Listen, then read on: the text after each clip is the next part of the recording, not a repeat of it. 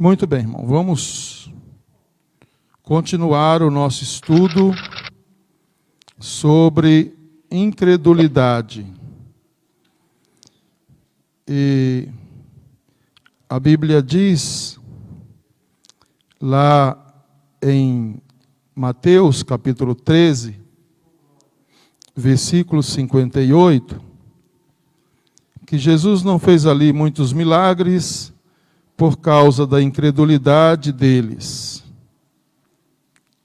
Nós estamos falando já há 2 semanas, ou 3, eu não sei, sobre os perigos da incredulidade.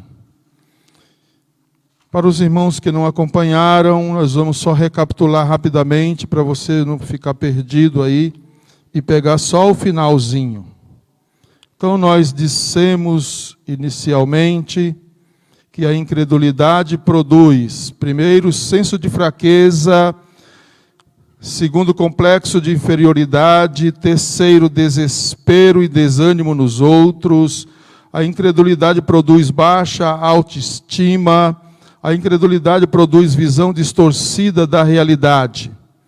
Depois nós falamos sobre os efeitos da incredulidade e dissemos que a incredulidade contagia e conduz o povo ao desespero, que a incredulidade contagia e conduz o povo à murmuração, que a incredulidade conduz o povo à ingratidão, que a incredulidade conduz o povo à insolência contra Deus, que a incredulidade conduz à apostasia, que a incredulidade conduz à amotinação, que a incredulidade conduz à rebeldia contra Deus, e a incredulidade conduz à perseguição contra os líderes levantados por Deus. Hoje nós vamos falar sobre o que fazer na hora da epidemia da incredulidade. Quais são os passos para corrigir, para evitar, para que nós não caiamos neste mal, para que não sejamos amaldiçoados, para que não soframos o juízo de Deus. Tem coisas que nós fazemos na igreja, ações que as pessoas fazem na igreja, que nós não precisamos nem orar amaldiçoando ele, porque a própria ação dele já traz sobre ele uma maldição. E eu não preciso orar, você não precisa orar, ninguém precisa orar, porque aquela pessoa se insurgiu contra Deus e contra o seu espírito, contra a igreja, enfim, e todas as pessoas que caem neste laço, por si só, segundo a palavra, ela já traz sobre si uma maldição. E às vezes a gente não aguenta e quer afundar mais ainda, não é? Deus, Ele não tira a autoridade do seu líder. Quando este líder, ele faz alguma coisa, ou diz alguma coisa, no momento de estresse, no momento de pressão. Exemplo, Moisés estressado com a murmuração do povo, Deus disse assim: ô Moisés, fala a rocha. Moisés não falou a rocha, Moisés feriu a rocha 2 vezes. Um ato de desobediência contra Deus. Mas era Moisés, homem chamado por Deus. Deus não vai envergonhar ele na frente do povo. A rocha saiu água, o povo bebeu. Mas chegou lá na frente e tem um acerto de conta. Você não vai entrar na terra porque você foi desobediente junto com Arão e não me santificou diante do povo. Não podia ter saído água da rocha então, né, se fosse assim. Mas a palavra empenhada daquele que Deus chamou, ela vai se cumprir. Depois, ele vai fazer o acerto de conta com Deus. Esse é o processo normal, processo natural. que fazer na hora da epidemia da incredulidade. Nós estamos vivendo uma epidemia de incredulidade. Muita gente na igreja hoje que não acredita já em muitas coisas. Na Bíblia, então, nem se fala, que tem coisa na Bíblia que ele não acredita. Tem gente na igreja que não acredita que Jesus vai voltar. Tem gente na igreja que não acredita que Deus é fiel, que Ele move o céu e move a terra para abençoar um filho seu. Tem gente na igreja que não acredita. E isso não é exagero o que eu estou dizendo. Tem pessoas na igreja que não acreditam simplesmente porque ela não se converteu. Como eu não sei quem é e quem não é, para mim todo mundo é convertido. Para mim todo mundo aqui é salvo. Para mim aqui ninguém está fazendo hora. Ninguém está perdendo tempo. Por isso que nós ministramos a mesma palavra para todos os irmãos. Por isso que onde quer que a gente esteja sendo ministrado, nós recebemos a palavra. Da mesma forma.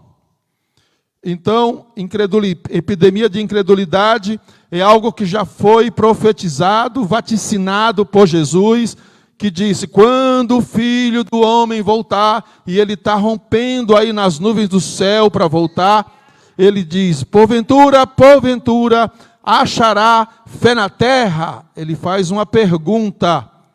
E Jesus, falando sobre os últimos dias da igreja na terra, Ele diz que a evidência de que nós vivemos os últimos dias é a apostasia. Pessoas apostatando da fé por razões que às vezes nós dizemos, nossa, o irmão tem toda a razão de afastar da igreja, de apostatar da fé, porque parece que Deus não cumpriu mesmo na vida dele, parece que Jesus é culpado de todas as mazelas que ele acha que acontece na igreja.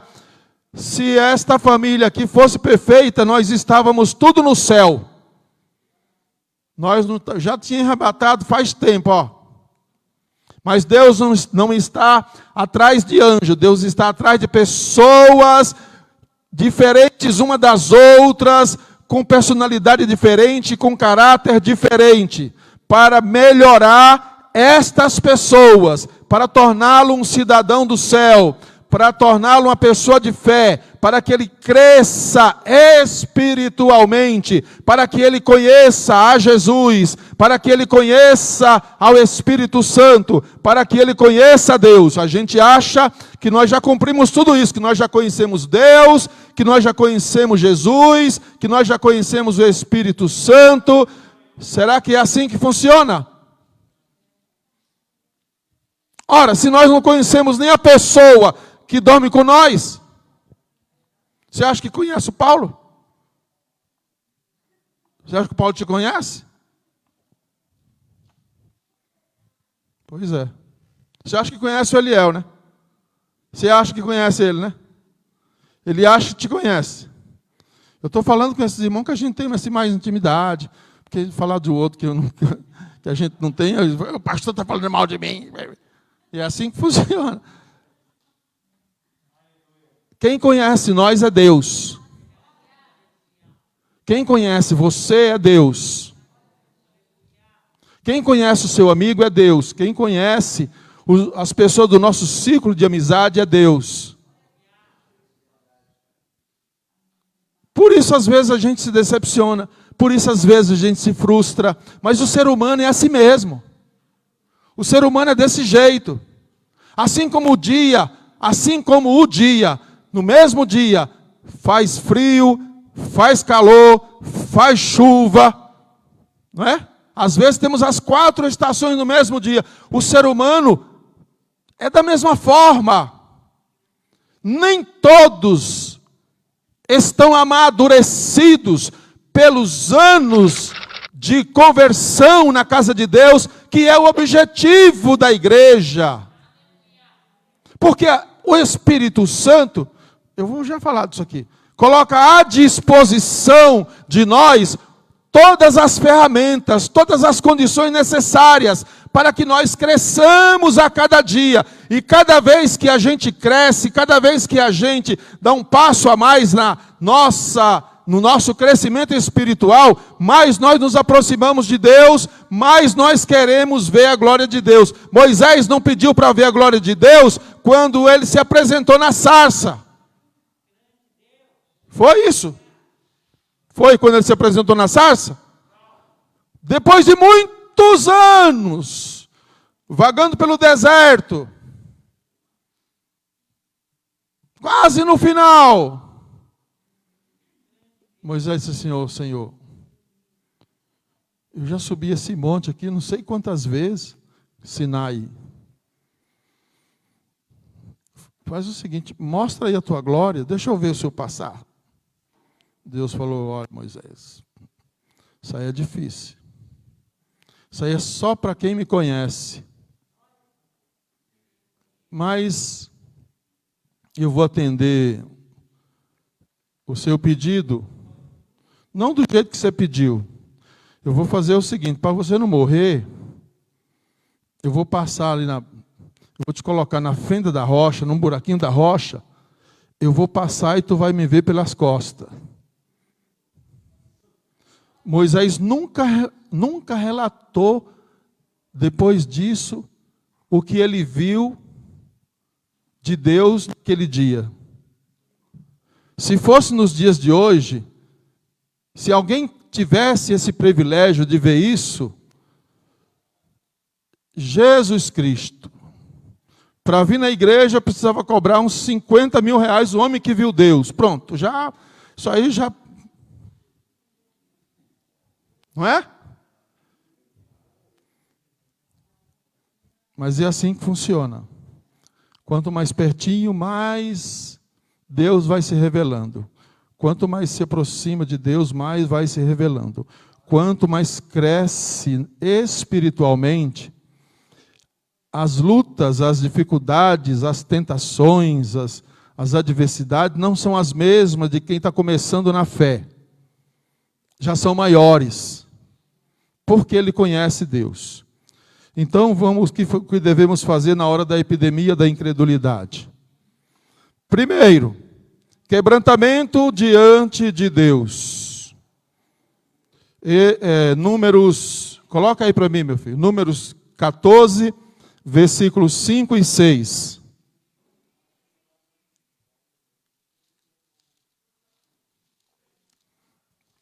Diante da epidemia de incredulidade do povo, só quem conhecia Deus, quem estava mais perto de Deus, que falava com Deus todos os dias, que ficava debaixo da nuvem da glória de Deus todos os dias, é que sabia o que poderia acontecer. E eles sabiam que, se eles orassem a Deus, se eles se quebrantassem diante de Deus, Deus os ouviria. Porque Deus tem uma responsabilidade com aquele que Ele chama para dirigir o seu povo. Aí aconteceu isso. Então Moisés e Arão caíram sobre os seus rostos perante toda a congregação dos filhos de Israel. Falando assim, a gente pensa que é um ato de fraqueza, um ato de humildade. O homem que Deus chamou, o homem que fazia milagres, o homem que falava e Deus ouvia, o homem que, num certo sentido, aconselhou o próprio Deus a não destruir o seu povo. Eles fazem o quê? Eles se quebrantam diante de Deus. Porque na hora que o povo revoltou, na hora que o povo se foi contra Deus, não adiantava discutir com aquele povo. Não adiantava meter o cajado na cabeça do povo. Não adiantava brigar. Não adiantava argumentar. Não adiantava as críticas pela epidemia do desânimo. Não adiantava dizer, eu vou largar esse povo e vou embora. Quantas pessoas entram para o ministério e se sentem frustradas, porque ele queria que a igreja fosse do jeito que ele imaginou. E não funciona assim, porque nós não conhecemos as pessoas e as pessoas não nos conhecem. E Deus conhece a nossa estrutura e sabe aonde nós podemos suportar. Os anos de ministério nos dão uma certa experiência, não é isso, pastor Jair? Os anos de ministério faz a gente ver o povo com determinadas ações, e para que o povo não pereça, para que o povo não seja abençoado, para que o povo não fique dando voltas em torno de si mesmo, ele vai buscar a Deus e interceder diante do povo, e Deus vai ouvir este líder que vai orar pelo povo. Mas isso acontece com aqueles que Deus chamou. Eu acho que pode melhorar um pouquinho esse som aqui, para me falar um pouquinho mais baixo. Aqueles que Deus chamou. Nós devemos nos fixar. Está muito xoxinho esse som hoje, hein, Vitor?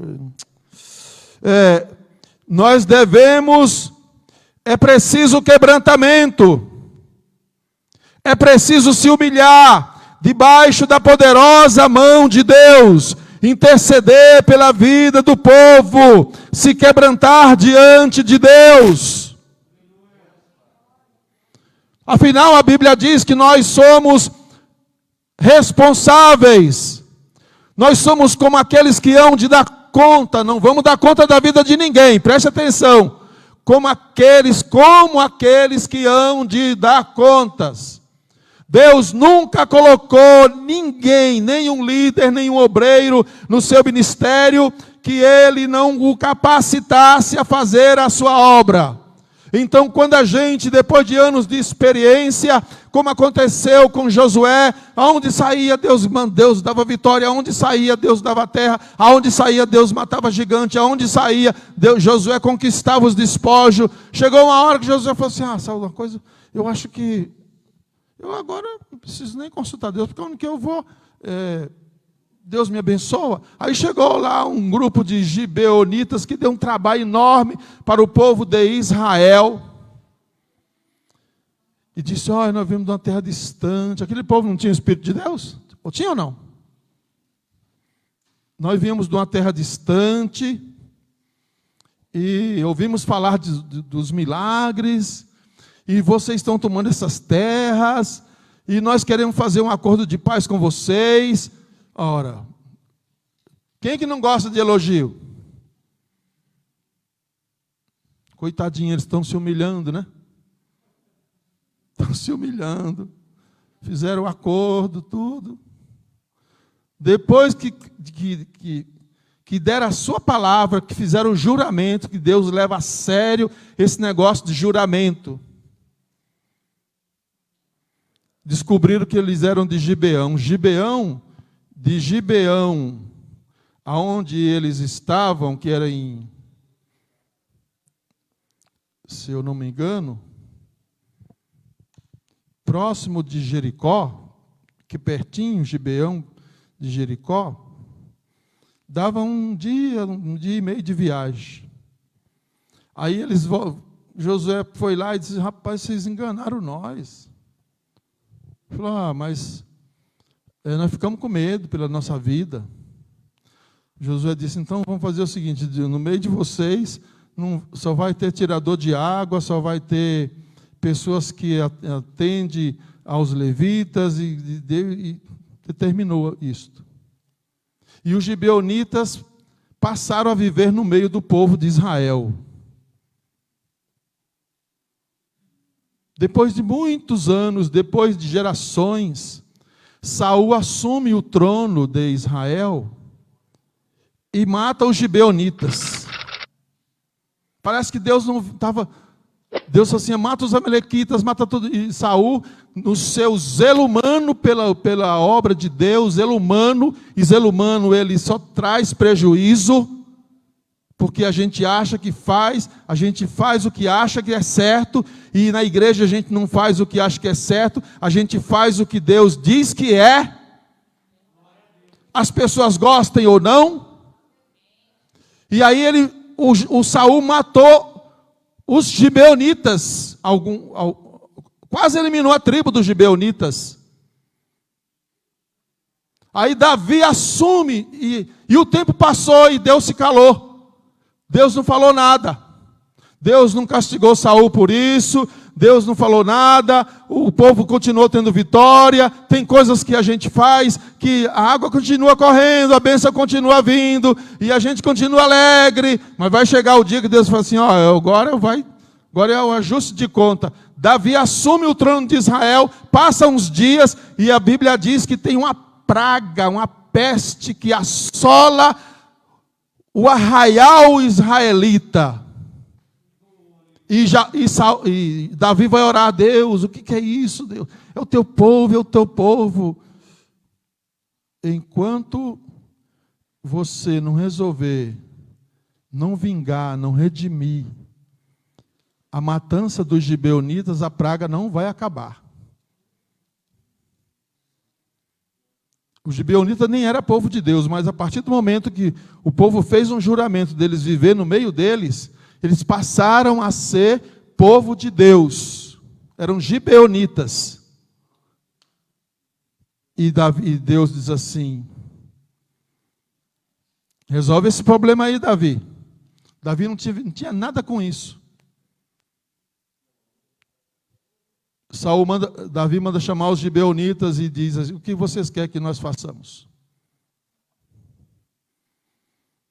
Os anciãos de Gibeão dizem: Saul destruiu o nosso povo, e agora vocês têm que nos dar 7 homens da linhagem de Saul, para serem enforcados diante do Senhor. Vai entender essas coisas. E Davi entrega 7 pessoas, entre eles os 2 filhos da concubina de Rispa, para serem mortos. E foram enforcados de manhã e ficaram até a tarde. Quando chegou a tarde, a praga cessou. A peste cessou porque houve uma remissão por causa do pecado de Saul. Enquanto isso não aconteceu, enquanto não houve este quebrantamento, Deus não cessou de mandar praga e matou gente que não foi brincadeira lá em Israel. Por causa disso. Então, a primeira atitude na hora da epidemia de incredulidade é se humilhar debaixo da poderosa mão de Deus. Porque Deus é fiel o tempo todo. Deus não é só fiel, Deus é fiel o tempo todo. Isso está no caráter de Deus. Isso é uma característica específica de Deus. Ele é fiel o tempo todo, então se quebrante diante de Deus. Se isso não acontecer, coisas ruins vão acontecer. O que fazer na hora da epidemia de incredulidade? Firmar-se na verdade de Deus. Números 14, 7. E falaram a toda a congregação dos filhos de Israel, dizendo: a terra pelo qual passamos a espiar é terra muito boa. Mas, sabe aquele mais e 3 pontinhos? A terra é boa, mas tem gigante. A terra é boa, mas nós não podemos entrar. A terra é boa, mas é uma cidade murada. A terra é boa, mas Deus nos enganou. Firme na verdade de Deus, se Deus disse. E você nunca vai se decepcionar com a promessa da palavra de Deus. Você vai se decepcionar com a palavra do profeta. Às vezes o profeta fica emocionado e quer você abençoado, quer você alegre e ministra uma palavra que não é responsabilidade de Deus. Às vezes ele nem pecou. Mas não vai acontecer. Mas aqui, tudo que está escrito de promessa, que é para o povo de Deus, para Israel e para a igreja, vai acontecer. Nada vai cair por terra. Se Deus disse que nós somos especiais, é porque nós somos especiais. Se Deus disse que nós somos um povo zeloso, é porque nós somos um povo zeloso. Se Deus diz que nós somos um povo de boas obras, é porque nós somos um povo de boas obras. Se Deus diz que nós vamos herdar o céu, é porque nós vamos herdar o céu. Se Deus diz que para chegar no céu tem luta, tem dificuldade, é porque vai ter dificuldade. Não duvide de Deus, duvide de mim, duvide do outro, mas não duvide de Deus, irmão. Não duvide de Deus. Firme-se na verdade de Deus. Não devemos ser levados pelos comentários. E nós temos uma tendência ruim de sempre ouvir aquilo que é negativo. Sempre. A mesma tendência que havia na liderança que Moisés mandou para espiar a terra, a mesma coisa acontece conosco. Vamos lá, gente, vamos ver como é que é. Aí volta o relatório. 2 favor, 3 favor, os demais contra. Como nós vivemos uma democracia, a gente diz que a igreja é uma democracia. Eu não sei quem é que disse isso. A igreja nunca foi uma democracia. A igreja de Deus nunca foi uma democracia. Porque quem manda na igreja é Jesus. Quem manda na igreja é o Espírito Santo. A igreja ela é dirigida pela palavra de Deus. Não é democracia. Aqui a gente acredita naquilo que está escrito.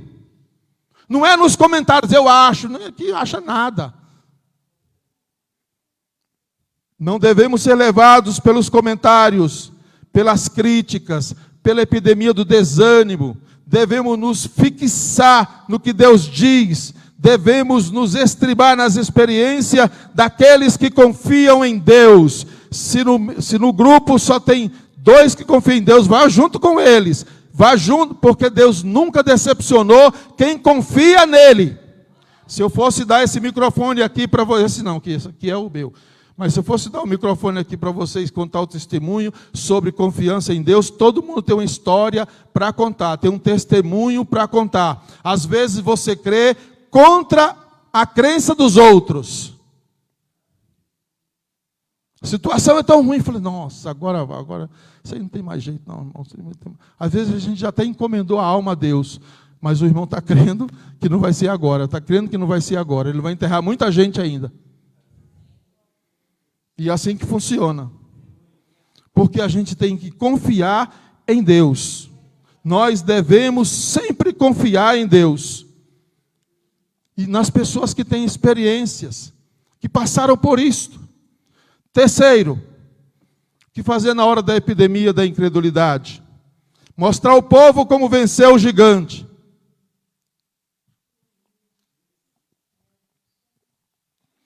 Crente é cheio de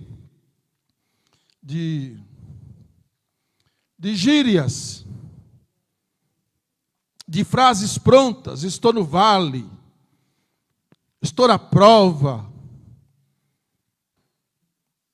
Esse negócio de gigante, então, eles são especialistas nisso aqui. Mas como é que a gente vence isso no dia a dia? Porque todos aqui têm um gigantezinho para derrotar.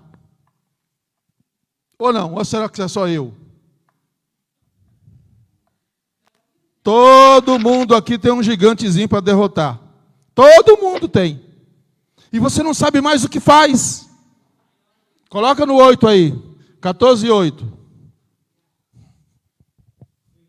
Se o Senhor se agradar de nós, se Deus estiver com nós, então nos porá nesta terra, e nos dará na terra que mana leite e mel. Se Deus estiver com nós, se Deus estiver comigo, se Deus estiver com você, se Deus estiver com a igreja, nós vamos chegar lá. Nós vamos orar e Jesus vai atender. Tudo que pedir em meu nome eu farei. Ele está falando isso para a igreja. Isso é para a igreja. Primeiro interprete coletivamente. Se o Senhor se agradar de nós, nós vamos chegar na terra. Se Deus se agradar de nós, nós seremos imbatíveis. Foi Ele que prometeu, foi Ele que mandou ir, foi Ele que mandou lutar, foi Ele que disse para não ter medo. Foi Ele que disse que a luta não é nossa. Foi Ele que venceu as nossas batalhas. Retroceda alguns dias atrás, alguns meses, quem sabe alguns anos, e pense no que você já passou. Se Deus não fosse com você, você já estaria aqui? Não estaria aqui. Tenho certeza que não estaria aqui. Entramos no meio de um redemoinho. Nós estamos hoje no meio de um redemoinho, e você está aqui adorando e glorificando a Deus. E eu digo para você, a mão de Deus está sobre a sua vida para lhe guardar, para lhe dar a vitória. Não tenha medo, Deus é conosco.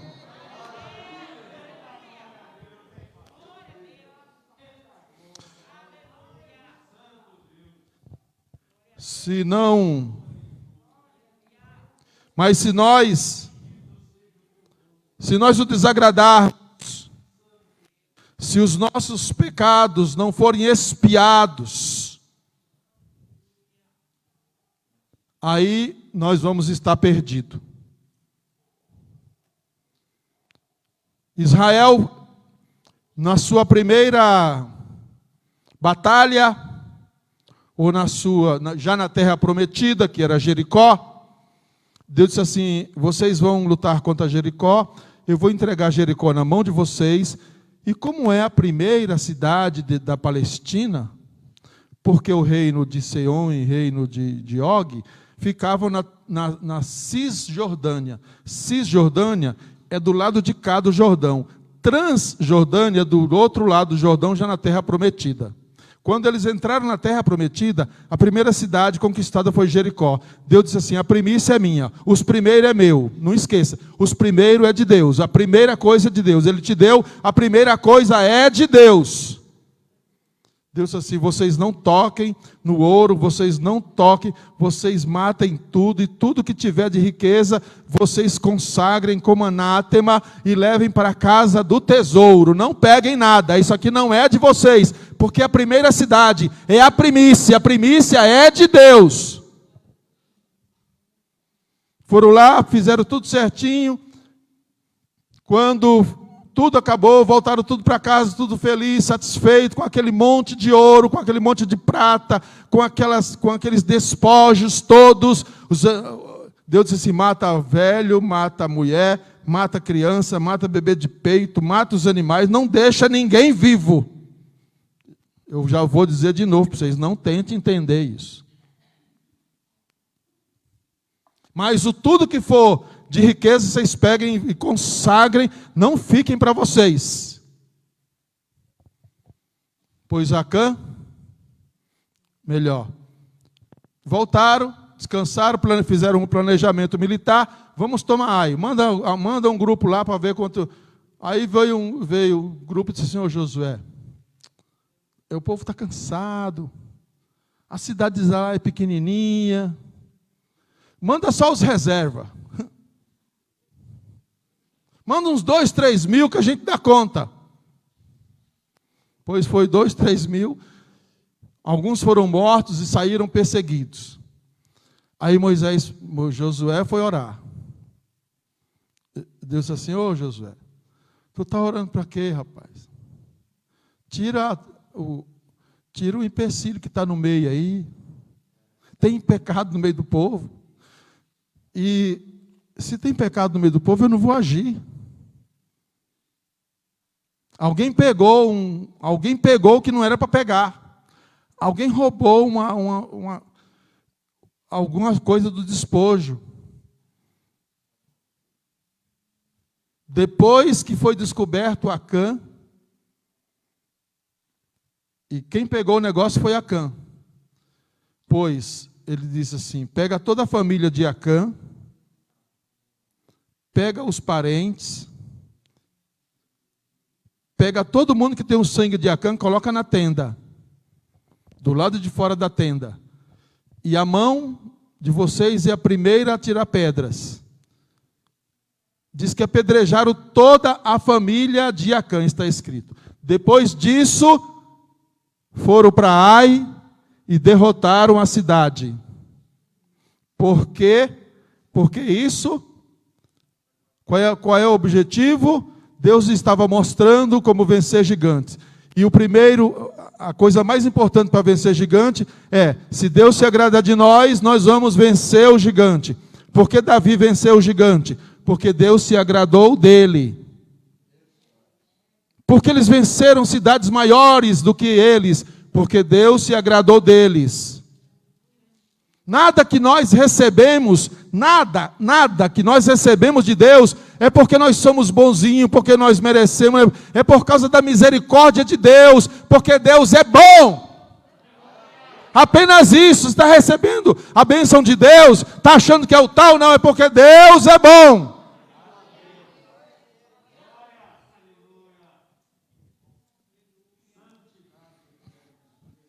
A nossa vitória não vem da nossa força, não vem da nossa estratégia. A nossa vitória vem da presença de Deus. E todas as vezes que o povo saía e a presença de Deus estava lá, o povo vencia. O povo voltava com seus despojos. Finalmente. O que fazer na hora da epidemia de incredulidade? Coloca aí, 14, 13.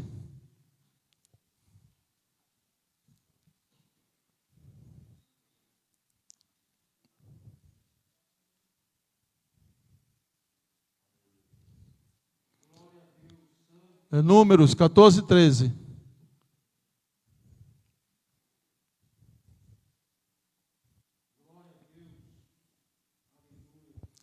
Nesse texto, vai até o 20, e disse Moisés ao Senhor: assim os egípcios o ouvirão, porquanto a tua mão, a tua força, fizeste subir este povo no meio dele. Moisés fez uma oração, orava incessantemente pelo povo. Quer vencer a epidemia de incredulidade? Não pare de orar.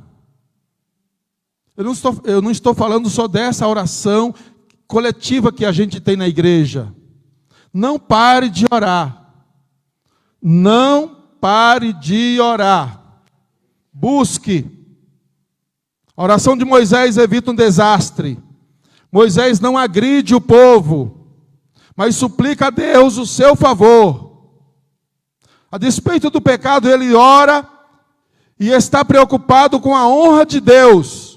Quando o povo de Deus está em crise, nós comprometemos a reputação de Deus, porque afinal de contas nós representamos Deus para as pessoas.